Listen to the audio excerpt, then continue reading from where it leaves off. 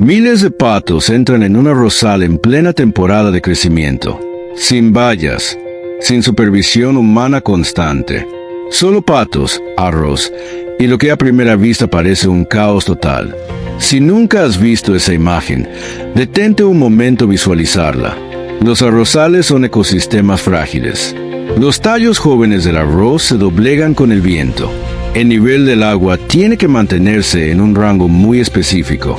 Un paso en falso en el momento equivocado puede arruinar una cosecha entera. Y sin embargo, ahí están los patos. Decenas, cientos de ellos, moviéndose libremente entre las plantas, sumergiéndose, removiendo el fondo, comiendo lo que encuentran.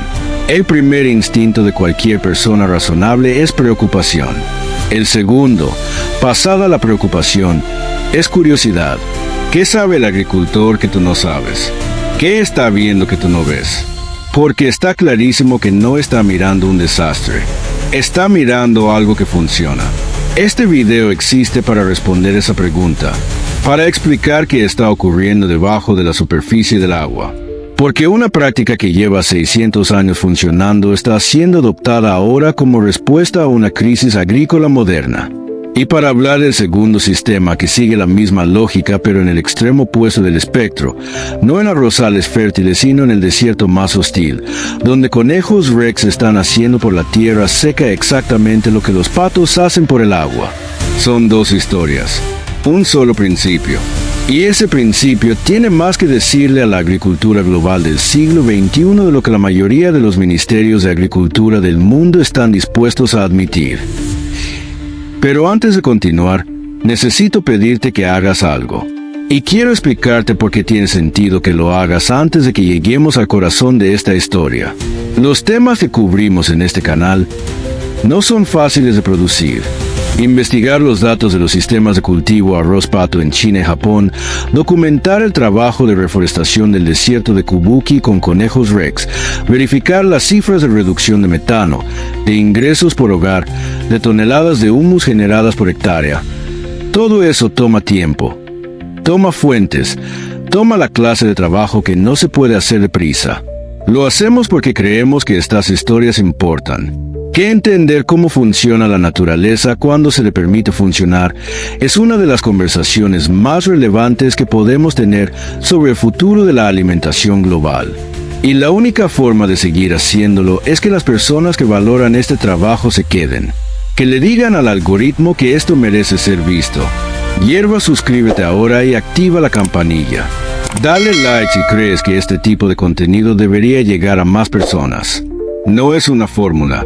Es la razón real por la que este canal existe y por la que puedes seguir viendo videos como este cada semana. Un segundo de tu tiempo. Y luego seguimos con la historia. 02. El precio invisible de 100 años de progreso. En menos de un siglo, la agricultura mundial realizó la transformación más rápida de su historia. Trasplantadoras, cosechadoras, pulverizadoras. La maquinaria reemplazó el trabajo humano en el campo. Los fertilizantes sintéticos hicieron que los cultivos crecieran más rápido y en suelos que antes no podían sostenerlos.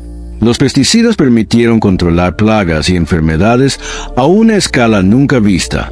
La producción alimentaria global se multiplicó.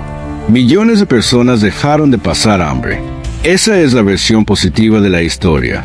Es verdadera y es incompleta. La versión completa incluye los datos que tardaron décadas en acumularse hasta ser imposibles de ignorar.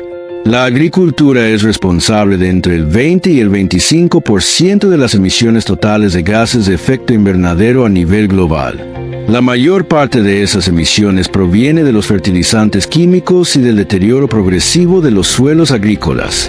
Los pesticidas han reducido drásticamente las poblaciones de microorganismos del suelo, interrumpiendo los ciclos biológicos que mantienen la fertilidad de la tierra de manera natural.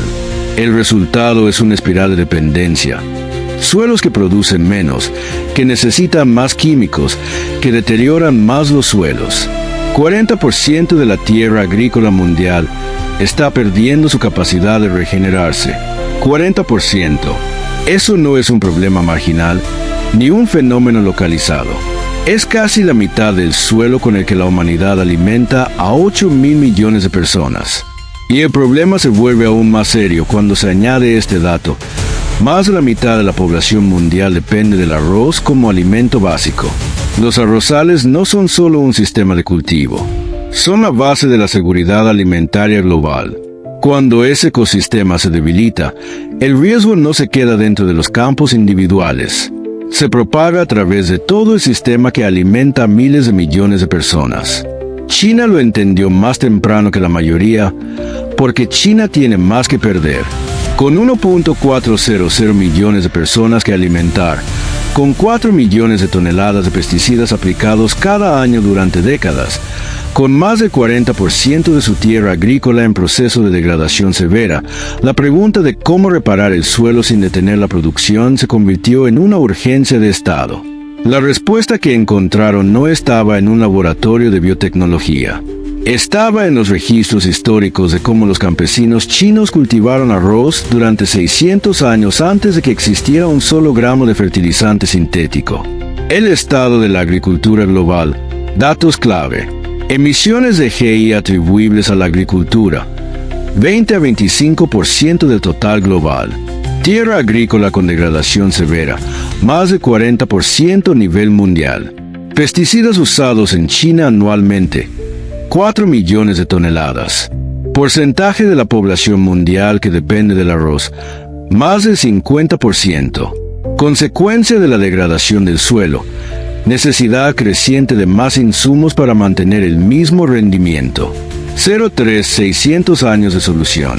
Antes de los pesticidas, antes de los fertilizantes sintéticos, antes de las cosechadoras y las semillas modificadas genéticamente, los arrozales del este de Asia no eran campos de cultivo en el sentido moderno de la palabra. Eran ecosistemas. Superficies de agua viva donde el arroz era uno de los actores, no el único. En esos ecosistemas, los patos tenían un rol que nadie había formalizado en un manual de agronomía, pero que todos los campesinos con experiencia conocían bien. Se los soltaba en los campos poco después de trasplante y se movían libremente durante toda la temporada de crecimiento. Lo que hacían durante esas semanas era, en términos modernos, exactamente lo que hace una aplicación integrada de control de plagas, fertilización orgánica y labranza mínima, excepto que lo hacían solos, sin instrucciones, y sin costarle nada al agricultor excepto el precio de los patos. Los registros históricos muestran que el modelo arroz pato lleva más de 600 años en práctica en las regiones arroceras del este de Asia. 600 años es tiempo suficiente para probar que un sistema no sobrevive por accidente. Un sistema que dura 600 años dura porque funciona, porque genera rendimientos estables, porque no agota el suelo, porque las plagas no colapsan la cosecha temporada tras temporada. 6 siglos de agricultura sin pesticidas, sin fertilizantes sintéticos, con patos. La pregunta que los agrónomos del siglo XXI se hicieron cuando redescubrieron este sistema fue la misma que cualquier persona razonable se haría. ¿Por qué lo abandonamos? La respuesta es conocida y triste en igual medida. Lo abandonamos porque la revolución verde prometía más. Más producción por hectárea, más control, más predictibilidad. Y entregó lo que prometía, al menos durante un tiempo. El problema es que también entregó las consecuencias que nadie había calculado cuando se tomó esa decisión. Ahora, con 40% de la tierra agrícola en proceso de degradación y con los costes de los insumos aumentando año tras año, los 600 años de experiencia del modelo arroz pato se ven de una manera muy diferente a como se veían en 1960. 04. Lo que los patos hacen que la química no puede replicar. Cuando los primeros patos entran en el arrozal, el instinto del observador externo es concentrarse en el riesgo. Las plantas son jóvenes. El agua está en un nivel preciso. Un movimiento brusco podría doblar un tallo y acabar con él. Y sin embargo, lo que ocurre en los días y semanas siguientes contradice esa preocupación inicial de una manera tan sistemática que resulta difícil atribuirlo a la suerte. Los patos no atacan el arroz, lo evitan.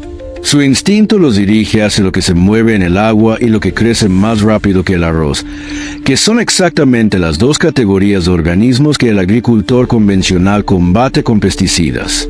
Los saltamontes pardos del arroz, los barrenadores del tallo, los tifos de las hojas, los insectos acuáticos de todo tipo, se convierten en la dieta principal de los patos. En pocas semanas, la densidad de población de plagas en un campo con patos cae a una fracción de la que tiene un campo sin ellos. Al mismo tiempo, los patos están eliminando las malas hierbas de una manera que ningún herbicida puede imitar. Los herbicidas matan lo que está vivo. Los patos consumen los brotes jóvenes antes de que se establezcan. Comen juncias, hierba barnyard, incluso arroz silvestre que compite directamente con el cultivo por los nutrientes del suelo. Y cada paso que dan interrumpe la formación de raíces de las malas hierbas, impidiendo que se conviertan en alfombras densas. Ese movimiento constante tiene un efecto adicional que los investigadores tardaron en documentar porque no era obvio a simple vista. Al remover continuamente la superficie del agua y el barro del fondo, los patos introducen oxígeno en la capa superior del suelo. Reducen las condiciones anaeróbicas. Permiten que las raíces del arroz crezcan más profundas y más fuertes. Varios investigadores lo describen como una forma de labranza natural que ocurre durante todo el día, todos los días, durante toda la temporada de crecimiento. Y mientras hacen todo eso, los patos fertilizan. Cada excremento es nitrógeno y materia orgánica distribuido uniformemente por todo el campo. La combinación de esos efectos, control de plagas, eliminación de malas hierbas, aireación del suelo y fertilización orgánica continua, produce un resultado que los datos recogidos en China y Japón confirman con consistencia. El gasto en pesticidas cae entre un 50 y un 70%. El gasto en fertilizantes químicos cae entre un 20 y un 40%. Y los costos totales por hectárea se reducen de manera significativa, a menudo desde el primer año. Efectos documentados del sistema arroz-pato. Reducción en gasto de pesticidas, 50-70%. Reducción en gasto de fertilizantes químicos, 20-40%. Efectos sobre plagas, reducción notable de población en pocas semanas. Efectos sobre malas hierbas, eliminación de brotes antes de que se establezcan. Efectos sobre el suelo, aireación, reducción de compactación, raíces más profundas. Efectos sobre emisiones de metano, reducción del 20 al 30% respecto a cultivo convencional. Precio del arroz ecológico en mercados asiáticos, 10 a 30% superior al convencional. 0.5. La precisión que convierte el caos en ventaja. Nada de esto es automático. El modelo arroz-pato funciona porque los agricultores que lo aplican correctamente gestionan cada variable con una precisión que el observador externo no ve cuando mira el aparente caos de cientos de patos moviéndose libremente por el campo. El momento de introducir los patos es el primer factor crítico. Las investigaciones en China y Japón coinciden en un rango de 2 a 3 semanas después del trasplante. Las plantas deben estar lo suficientemente arraigadas para soportar el movimiento del agua sin doblarse ni arrancarse. Si los patos entran antes, los brotes jóvenes pueden dañarse. Si entran más tarde, las plagas y las malas hierbas ya se han establecido y la ventana de control biológico más efectiva ha pasado. La densidad del FLAC es el segundo factor. Los estudios en campo determinaron que el rango óptimo está entre 150 y 300 aves por hectárea, dependiendo de las condiciones específicas del suelo, la profundidad del agua y la variedad de arroz. Con muy pocos patos, el impacto biológico es demasiado débil para reemplazar los insumos químicos. Con demasiados, la turbidez del agua estresa el sistema radicular del arroz y reduce la fotosíntesis. Es un equilibrio que no se puede fijar con una fórmula universal. Hay que calibrarlo para cada campo. El tercer factor crítico es la retirada. Cuando el arroz entre la fase de iniciación de la panícula, el momento en que la planta comienza a preparar la floración, los patos deben ser retirados completamente del campo. Esta es la fase más sensible del ciclo del arroz. Cualquier perturbación en este momento puede afectar directamente el número de granos que se forman en cada panícula. Un agricultor que no gestiona correctamente este momento puede perder en pocos días el beneficio de semanas de control biológico. Y los patos no son solo un insumo del arrozal, son un producto en sí mismos. Con acceso a una fuente de alimentación natural durante toda la temporada, los patos crecen con poca dependencia de pienso comercial y mínima dependencia de antibióticos. Al final de la temporada, el agricultor puede vender carne de pato o huevos, generando una fuente de ingresos independiente del precio del arroz y que en muchos casos es suficiente para compensar una parte significativa de los costos de producción de la temporada. Un campo, dos productos, un solo ecosistema que lo sostiene a ambos. 06 del arrozal al desierto, la misma lógica, otro paisaje. A 1000 kilómetros de los arrozales del sur de China, en el desierto de Kubuki, en Mongolia Interior, el suelo no tiene agua. Tiene temperaturas superficiales que superan los 70 grados centígrados en verano. Tiene vientos que transportan arena como si fueran cuchillas. Tiene una historia de décadas de expansión, avanzando año tras año sobre tierras que antes eran productivas, convirtiendo lo que era campo en arena. Guan Wenbiao lo vio de cerca, y en lugar de retirarse ante esa realidad, hizo la misma pregunta que los agricultores del modelo arroz pato se habían hecho siglos antes, aunque en circunstancias radicalmente diferentes. ¿Qué hace la naturaleza en condiciones extremas para sostenerse a sí misma? ¿Qué organismos, qué ciclos, qué relaciones entre especies funcionan incluso aquí? La respuesta que encontró empezó con un árbol. 90 metros de profundidad máxima que alcanzan las raíces del sauce en el desierto. El sauce, no el árbol delicado y ornamental de los jardines. El sauce de raíces profundas, capaz de perforar 90 metros hacia abajo para alcanzar capas de agua que ninguna otra planta puede tocar. Una vez que esas raíces se establecen, estabilizan la arena, reducen la velocidad del viento, crean sombra y generan un microclima lo suficientemente más fresco y húmedo para que otras formas de vida puedan comenzar. El sauce no fue una elección estética, fue el interruptor de arranque del sistema completo. Pero plantar sauces en el desierto de Kubuki no es simplemente cavar un hoyo y colocar un árbol. Los equipos de plantación tienen que rastrear las bolsas de humedad ocultas bajo la arena, los últimos vestigios de vida en un suelo que lleva décadas perdiéndose. Cuando las encuentran, cavan hoyos profundos y los protegen de inmediato con mallas de alambre, cañas y barreras temporales para que el siguiente viento fuerte no los destruya. Las plantas jóvenes se tratan con soluciones especiales de retención de humedad y se anclan con marcos de madera. El riego por goteo entrega exactamente la cantidad mínima necesaria para que las raíces sientan la presencia del agua y se empujen a buscarla más profundo. Es una batalla. Cada árbol es una victoria pequeña en una guerra contra un desierto que lleva décadas ganando. Pero cuando el primer cinturón de sauces creció lo suficiente para dar sombra y retener humedad en el suelo, Wang introdujo el elemento que convertiría ese primer paso en un sistema: el conejo Rex. 07. El conejo que fertiliza el desierto. El conejo Rex no fue elegido por azar. Fue elegido porque cumplía simultáneamente dos requisitos que ningún otro animal disponible podía satisfacer al mismo tiempo: valor económico inmediato y valor ecológico a largo plazo. El valor económico es directo. Su carne es una fuente de alimento limpia y de alta calidad. Su piel se usa en productos de moda de alto valor. Sus órganos tienen aplicaciones en medicina tradicional. Un sistema de granjas ecológicas de conejos Rex en el desierto genera ingresos reales para familias que de otro modo no tendrían ninguna actividad económica viable en esa región. La lógica económica es lo que hace sostenible el sistema. Sin ingresos, no hay incentivo para mantener las granjas. Sin las granjas, no hay conejos. Sin conejos, no hay fertilización del suelo. El valor ecológico es menos obvio pero más transformador. Los excrementos de conejo Rex son extraordinariamente ricos en nitrógeno, fósforo y potasio, exactamente los tres nutrientes que el desierto necesita y no tiene.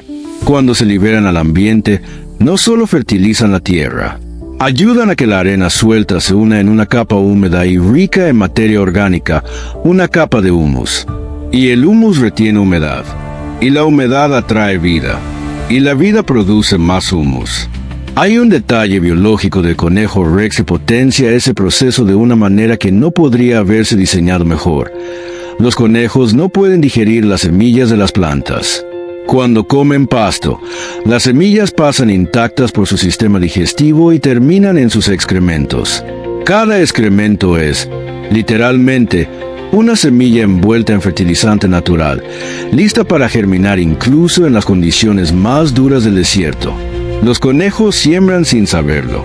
Expanden la cobertura vegetal sin intervención humana directa. Los conejos no saben que están reforestando el desierto. Solo saben que están comiendo. Y eso es suficiente. El sistema de conejos Rex en el desierto de Kubuki. Especie vegetal base del sistema. Sauce, raíces de hasta 90 metros de profundidad. Función del sauce, estabilización de arena, sombra, microclima, interruptor del sistema. Función del conejo Rex, fertilización, siembra pasiva, ingresos económicos. Nutrientes en el estiércol de conejo, nitrógeno, fósforo, potasio. Humus generado por hectárea por año, más de 5 toneladas. Tiempo para convertir desierto en tierra fértil, 3 a 5 años. Sauces plantados en el sistema a escala, más de 200 millones de árboles. Reducción de velocidad del viento, hasta 90%. Arena estabilizada anualmente, más de 15 millones de toneladas. Superficie restaurada, 700 a 800 millas cuadradas. Conejos Rex en el sistema, 1,2 millones de animales. Ingresos anuales generados, más de 100 millones de yuanes. 08. Un bucle que se alimenta a sí mismo. Lo que hace que tanto el modelo arroz pato como el modelo sauce conejo sean extraordinarios no es solo que funcionen, es la razón por la que funcionan. Son bucles cerrados. Sistemas en los que cada elemento produce lo que el siguiente elemento necesita. En el arrozal, los patos comen las plagas que dañarían el arroz. Al comer, fertilizan el suelo que alimenta el arroz. Al moverse, airean el suelo que fortalece las raíces del arroz. El arroz, al crecer en ese suelo fortalecido, produce una cosecha que el agricultor puede vender. Y el próximo ciclo comienza con un suelo más sano que el anterior. El sistema no se agota, se renueva. En el desierto, los sauces crean las condiciones para que los conejos sobrevivan. Los conejos fertilizan el suelo que permite que crezcan más sauces. Más sauces significan más sombra, más humedad, más vida. Más vida significa más fertilización, más semillas dispersas, más vegetación. En 3 a 5 años, una hectárea de arena dura y estéril se convierte en tierra fértil produciendo más de 5 toneladas de humus al año. Ambos sistemas tienen la misma estructura profunda. Identificar los ciclos biológicos que la naturaleza ya usa para mantenerse a sí misma y alinear la actividad humana con esos ciclos en lugar de reemplazarlos. No se trata de ignorar la tecnología ni de romantizar el pasado. Se trata de reconocer que algunos sistemas biológicos que la evolución refinó durante millones de años son más inteligentes que los sustitutos químicos que la humanidad inventó en los últimos 100. 5 ton de humus producido por hectárea al año tras la restauración con sauce y conejo. 09. Lo que estas historias le dicen al futuro. Ninguno de estos sistemas es una solución universal. El modelo arroz pato requiere conocimiento preciso de timing, densidad y gestión de la retirada. Requiere supervisión constante para proteger a los patos de depredadores. No funciona en áreas con suministro de agua inestable, terrenos con pendiente pronunciada o arrozales con contaminación severa que no proporcionan las bases biológicas que el sistema necesita. Son condiciones reales que limitan su aplicabilidad y que cualquier análisis honesto debe reconocer. El modelo sauce conejo tampoco se puede trasladar mecánicamente a cualquier desierto del mundo. Las especies vegetales que funcionan en el desierto de Kubuki pueden no ser las adecuadas para el Sáhara o el desierto de Atacama. Las condiciones de mercado que hacen económicamente viable la cría de conejos rex en Mongolia Interior pueden no replicarse en otras regiones. La especificidad de las soluciones es parte de su integridad. No son fórmulas. Son principios aplicados en condiciones específicas. Pero hay algo que trasciende esas especificidades. El principio que subyace a ambos modelos, el principio de restaurar los ciclos biológicos en lugar de reemplazarlos con insumos externos, es transferible. Y en un mundo donde el 40% de la tierra agrícola está perdiendo su capacidad de regenerarse, donde el cambio climático está presionando ecosistemas que ya estaban bajo estrés, donde los costos de los insumos agrícolas continúan escalando, ese principio tiene más relevancia práctica que en cualquier momento anterior de la historia. Los arrozales no son solo arrozales. Son un modelo de cómo un ecosistema productivo puede sostenerse a sí mismo. El desierto de Kubuki no es solo un proyecto de reforestación. Es una demostración de que los ecosistemas destruidos pueden restaurarse si se entiende la lógica que los sostiene. La respuesta a la crisis agrícola moderna puede no estar en el próximo laboratorio de biotecnología. Puede estar en los 600 años de experiencia que ya existían antes de que la crisis comenzara. 10 cierre. Miles de patos entraron en un arrozal. Cientos de conejos rex comenzaron a cavar en una franja de desierto. Ni los patos ni los conejos sabían lo que estaban haciendo en términos de estrategia agrícola o restauración ecológica. Solo estaban siendo lo que son. Y eso fue suficiente. Esa es quizás la lección más difícil de aceptar para una civilización que construyó su progreso, sobre la idea de que la intervención técnica siempre supera los procesos naturales. No siempre supera. A veces, con suficiente comprensión de cómo funcionan esos procesos, alinearse con ellos produce resultados que ninguna intervención técnica puede igualar en términos de costo, durabilidad y regeneración del sistema. 200 millones de sauces forman una barrera verde que corta la velocidad del viento en un 90%. 15 millones de toneladas de arena se quedan donde estaban en lugar de avanzar sobre tierras habitadas. Familias que no tenían actividad económica viable en esa región ahora generan más de 100 millones de yuanes al año criando conejos. Y un arrozal tratado con patos emite entre un 20 y un 30% menos de metano que uno tratado con química convencional. Números reales, producidos por patos y conejos. Si eso no es suficiente para hacerte pensar diferente sobre dónde puede venir la próxima innovación agrícola relevante, nada de lo que escribamos aquí va a lograrlo. Pero si sí lo es, ya sabes lo que hacer. Hierva like si este video te hizo ver la agricultura de una manera diferente. Suscríbete y activa la campanilla para no perderte los próximos análisis. Cada semana cubrimos los sistemas que están redefiniendo cómo el mundo produce, construye y se alimenta antes de que esas historias lleguen a los grandes medios. Y cuéntanos en los comentarios, ¿crees que los modelos biológicos como estos pueden realmente competir con la agricultura química a escala global? ¿O el mundo necesita alimentar a demasiadas personas para que la naturaleza lleve el ritmo? El debate empieza abajo.